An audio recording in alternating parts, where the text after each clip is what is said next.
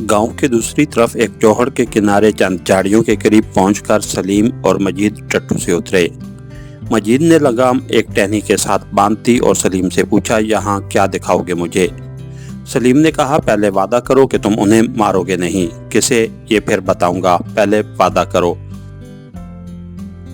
अच्छा, मैं उन्हें नहीं मारूंगा, ये भी वादा करो कि तुम उन्हें उठाकर घर नहीं ले जाओगे।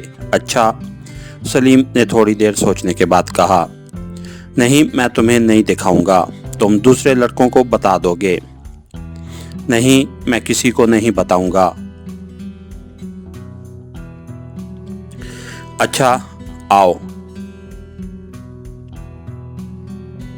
मजीद सलीम के पीछे हो लिया। सलीम एक झाड़ी के करीब रुका और टहनियों के दरमियान एक छोटे से घोंसले की तरफ इशारा करते हुए बोला, वो देखो, फाख्ता बैठी है। मजीद ने कहा, वाह जी, ये कौन सी अजीब बात है, हमारे बाग में बहुत सी फाख्ताएं होंगी। सलीम ने कहा, तुमने अभी कुछ नहीं देखा। अरे, उसने बच्चे निकाले हैं, छोटे छोटे 2 बच्चे। सलीम आगे बढ़ा। फाख्ता उड़ गई। उसने आहिस्ता से एक बच्चा उठाया और उसे हथेली पर रखकर मजीद को दिखाते हुए कहा, परसों तक ये दोनों अंडों में थे, चंद दिनों तक इनके पर निकल आएंगे, फिर ये अपनी माँ के साथ उड़ा करेंगे। मजीद ने कहा, वाह जी, मैंने जैसे पहले कभी फाख्ता के बच्चे नहीं देखे। मैं समझता था कि तुमने कोई अजीब शय देखी है, चलो घर चलें। मजीद की इस बेइतनाई पर सलीम परेशान हो रहा था। उसने बच्चे को घोंसले में रख दिया।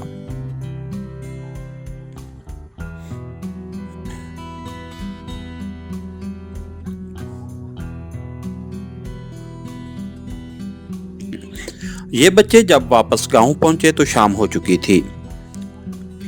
सलीम ने बाहर की हवेली में दाखिल होकर टट्टू को नौकर के हवाले किया। नौकर ने टट्टू की पीठ पर थपकी देते हुए कहा, सलीम, तुम्हारे चचा मुझ पर बहुत खफा हुए हैं। अगर तुम गिर पड़ते तो मेरी शामत आ जाती। आइंदा मैं तुम्हारे चचा की इजाजत के बगैर इस टट्टू को हाथ नहीं लगाने दूंगा। सलीम कुछ कहना चाहता था, लेकिन अचानक उसे हवेली में एक खूबसूरत घोड़ा दिखाई दिया और वो खुशी से उछल पड़ा। मजीद, अब्बा जान आ गए हैं, वो देखो उनका घोड़ा। वो ये कहता हुआ हवेली की तरफ भागा। घोड़े ने उसे देखते ही कान खड़े कर लिए। उसके नथनों की आवाज कह रही थी कि मैं तुम्हें पहचानता हूँ। सलीम करीब पहुंचा तो घोड़े ने गर्दन जरा नीची कर ली और वो उसकी पेशानी और नथनों पर हाथ फेरने लगा। मजीद चंद कदम दूर खड़ा रहा। सलीम ने कहा, मजीद, तुम उससे डरते हो? मजीद ने कहा, यह मुझे काटता है। सलीम की वो परेशानी जिसका बाइस फाख्ता के बच्चे के मुतल्लिक मजीद की बेतवज्जही थी, अब दूर हो चुकी थी। अब उसे उस बात का खतरा न था कि मजीद घर जाकर दूसरे भाइयों और बहनों के सामने उसका मजाक उड़ाएगा। उसने फखरिया लहजे में कहा, इससे गांव के सब बच्चे डरते हैं, मैं नहीं डरता। तुम इसलिए नहीं डरते कि ये तुम्हें काटता नहीं। तुम जानते हो ये मुझे क्यों नहीं काटता? मजीद ने कुछ देर सोचने के बाद कहा, अच्छा बताओ, ये तुम्हें क्यों नहीं काटता? मैं उसे चने और गुड़ खिलाया करता हूँ। मैं भी उसे चने और गुड़ खिलाया करूँगा। सलीम, तुम कहते थे कि तुम्हारे अब्बा जान गेंद लाएंगे। हाँ, वो गेंद लाए होंगे, चलो घर चलें। इस हवेली में मवेशियों के बांधने के कमरे और भूसे और अनाज के गुदाम थे। उसके अलावा काश्तकारी का सामान भी यही रखा जाता था। एक कोने में छप्पर के नीचे चारा काटने की मशीन थी। सहन के वस्त में आम के 2 दरख्तों के दरमियान गन्ने का रस निकालने की मशीन थी।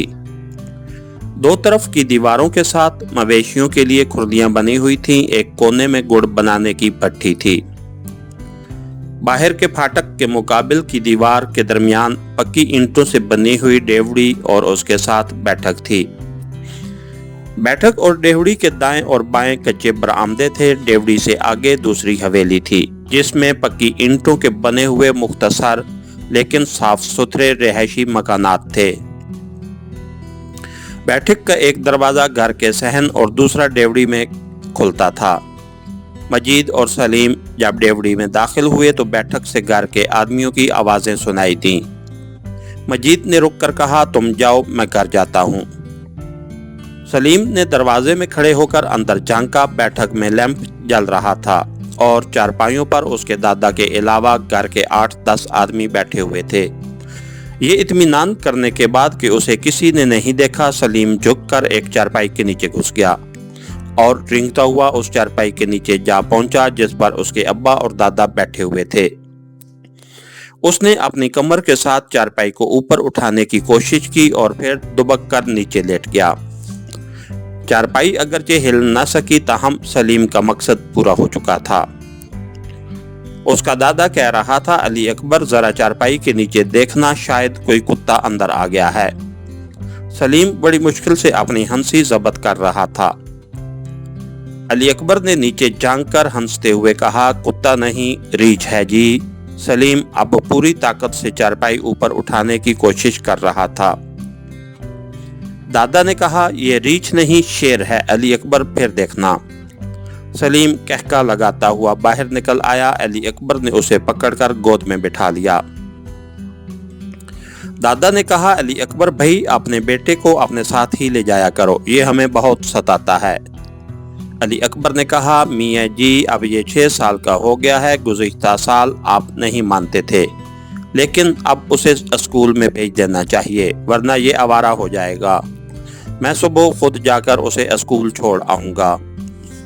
सलीम के कहके हलक में अटक कर रह गए और जब उसके दादा ने ये कह दिया, पिछले साल ये इस काबिल न था लेकिन अब मैं तुम्हें मना नहीं करता, तो सलीम ने ये महसूस किया कि अब उस फैसले पर आखिरी मोहर लग चुकी है। इसके साथ ही हमारी आज के एपिसोड का इख्तिताम हुआ।